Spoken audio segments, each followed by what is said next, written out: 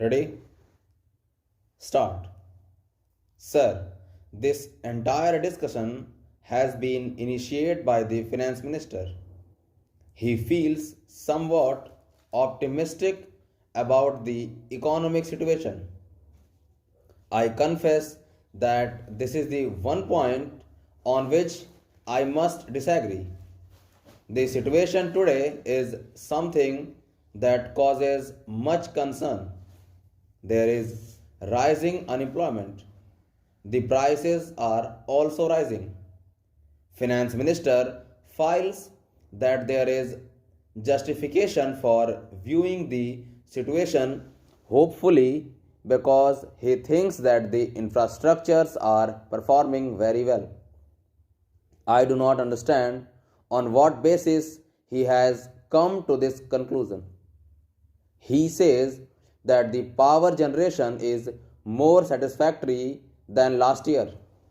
But should he be satisfied with power generation of 51%? Should the efficiency not be very much greater?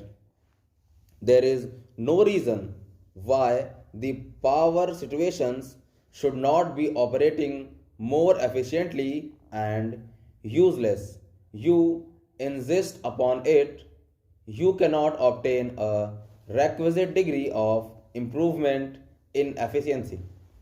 But in any case, to be complacent and say that the infrastructure is performing well is very strange. Similarly, in the case of coal, you put enormous sums of money in an industry which is also the next basic industry. The results are unsatisfactory. The production remains as unsatisfactory as ever while the costs are increasing. When he says the price situation is under control, I do not know on what basis the price situation is said to be under control. I am sorry that the places too much reliance upon statistics. The interpretation of statistics is important and they are capable of being manipulated in any manner as one would like in order to produce conclusion that one desires. Statistics are undoubtedly necessary. They have to be collected, but we have to judge them, we have to interpret them very carefully.